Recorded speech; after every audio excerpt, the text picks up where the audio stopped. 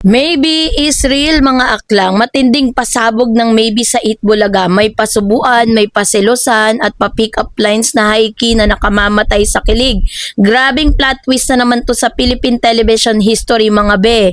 Kung akala nyo nakabangon na tayo mula sa mga nakaraang kabanata ng Tsa at Kilig, ibahin ninyo ang nagaganap ngayon sa longest running noontime variety show ng bansa. Gising na ang buong internet space sa lalo na sa TikTok, FYP at X, formerly Twitter, at sabayan pa sa YouTube. So ang lahat ng yan ay pag-uusapan natin. But before that, if you haven't subscribed yet to my YouTube channel, please don't forget to like, share, and subscribe at i-hit mo na rin ang notification bell for more showbiz updates. Dahil sa pinakabagong episode ng Itbulaga kung saan ang ating paboritang bagong ship, sina Bimby Aquino at Raisa May Dizon, na opisyal ng binansagang fandom bilang Maybe, ay nagpakawala ng serye ng mga pasabog na literal na nagpa-collapse sa buong bansa. Hindi na lang to simpleng pag-amin o pabulong na chismis sa backstage, mga lodi. Sa segment na ito, formal lang pumasok ang dalawa sa kanilang main character era dahil nagpapakita sila ng matinding chemistry na may kasamang pangsubuan, pagkain ng lantarang selosan at pa-pick up line sa sobrang benta sa mga manonood. Naritong ilan sa mga siksik, liglig at nag-uumapaw na kilig, na talaga namang viral sa mga kaganapang ito na kasalukuyang rent-free na naninirahan sa utak ng bawat marites sa Pilipinas. So ang eksena sa set, paano nagsimula ang Maybe? Sabi dyan, chaos, sabi niya, naganap ang makasaysayang tagpo sa isa sa pinakasikat na segment ng Itbulaga.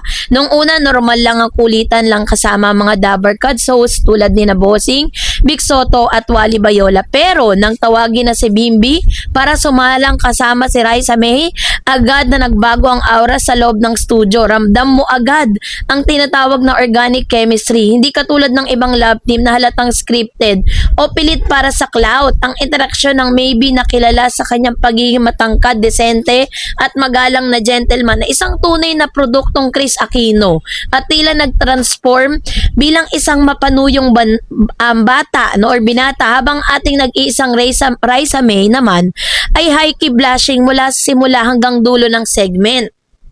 So ano nga ba yung naging main event na sasubuan moment nila?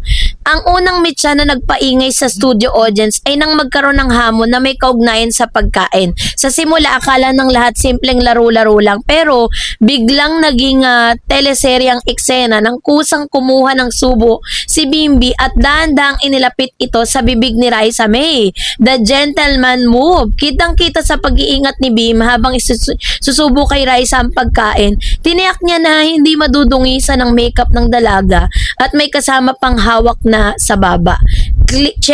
Chin lift gesture na literal na nagpatili sa mga tao sa studio. Ito na nga po yung tinatawag na Raisa's reaction patungkol dito. Ang ating girl na si Raisa ay tila na freeze sa kinatatayuan niya. Tinakpan niya ang kanyang mukha gamit ang kanyang mga kamay bago dahan-dahang tinanggap ang mga ibinibigay mula kay Bimby. Sabi nga ng mga netizens sa TikTok, iba ang ganti ni Aling Maliit, diretso sa puso ang tama. The main event, ang lantarang selosan na nagpatunay ng lahat kung akala ninyo hanggang subuan lang ang ganap. Diyan kayo nagkakamali dahil pumasok din sa eksena ng usaping selos. Sa gitna ng segment, pabirong biniro ng co-host na si Bim tungkol sa mga posibleng iba pang hinahangaan itong babae sa industriya. O kaya naman ay ang mga nakakasalamuhang magagandang dilag sa labas ng showbiz. So dito na napansin ng alertong netizen at ang mismong mga host ang pagbabago sa mukha ni Raisa May. Nabura ang kanyang pabebe smile at napalitan ito ng isang matapang at tila nagbabantang tingin. Isang klasikong halimbawa ng selos era na napansin ito ng Bimby. Agad siyang bumawi at nagbigay ng napakalakas na assurance. Tumingin siya kay Raisa at sinabing, "You don't have to worry about anyone else." Wow! And then sabi niya, Dahil alam mo naman kung sinong nag-iisa rito, sabay turo sa kanyang dibdib. Grabe na to mga mi, ang hiyawan sa studio ay umabot na hanggang sa kabilang barangay, 'di ba? So ano nga ba yung naging main event dito? Mga pick-up lines na high-key na kamamatay para selyuan ang kanilang segment ng mga kabog. Nagpalitan ng dalawa ng mga banat at pick-up lines na hinaluan ng modernong Gen Z slang at tradisyonal na panunuyo. So eto na yung ilan sa mga linyang nagpa-trending sa kanila sa buong bansa. Bimbi Raisa, para kang wifi sa buhay ko Raisa. Bakit naman po Bim? Kasi kahit nasaan ako, kapag nawawala ang connection ko sa'yo, high-key nag-e-error ang buong mundo ko. Hindi naman nagpatalo si Raisa at nagpakawala rin ng kanyang sariling banat. Raisa at Bim, para kang sapatos na suot ko ngayon, Bimbi. Why Raisa? Kasi kahit malayo ang lakarin ko sa showbiz, basta ikaw lang ang kasama ko, hindi ko ako mapapagod. O, diba? So sa social media po nagkaroon ng meltdown ang reaksyon ng mga maybe shipper nation matapos ng segment na ito ng Eat Bulaga. Asahan mo ng agarang pagsabog ng internet sa Pilipinas na hashtag maybe on Eat Bulaga at may keyword na tulad ng Bimbi at Raisa Subuan ay agad na lumipad sa TikTok ng trending topic sa X at TikTok. So ano nga ba ang sabi ng netizen? Grabe, ang tatangkad at ang gugwapo ang banat ni Bimbi. Halatang pinalaki ng isang Chris Aquino, marunong rumispeto, no? At mag-alaga ng babae live sa TV. Marites Millenia. Si Raisa talagang definisyon ng hinihintay ang tamang panahon mula sa pagiging aling maliit, ngayon leading lady na ng isang Aquino Yap. Deserve. Yung selosan part talagang nagpatunay na may real feelings involved dito. Hindi ganyan umakto si Raisa kung scripted lang lahat. Iba ang titig ng Morco, ng Mariko talaga. Sabi niya, bakit nga ba patok na patok ang maybe sa mga manonood? Kasi kung susuriin natin sa isang mas malalim at informative na anggulo, bakit nga ba ganito katindi ang kapit ng publiko? No, sa tambalang Bimbi at Raisa May. The giant pocket size troop. Sa mundo ng panitikan at serye, paborito ng mga tao ang visual contrast. Kung saan ang lalaki ang napakatangkad, si Bimbi ay lagpas 6 feet, habang ang babae naman ay cute at pocket size na si Raisa. Ang kaibahan ng kanilang laki ay nagdaragdag ng protektado at cute na elemento sa relasyon.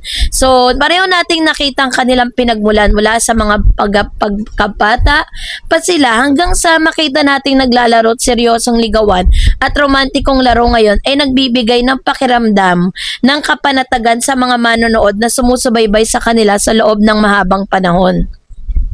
Sa gitna ng napakaraming nakapaka-toxic na balita tungkol sa hiwalayan, panloloko at ghosting sa showbiz, ang malinis at maalagang at tapat na diskarte ni Bimbi kay Raisa ay nagsisilbing sariwang hangin para sa mga uhaw sa totoong pag-ibig. So what's next for maybe?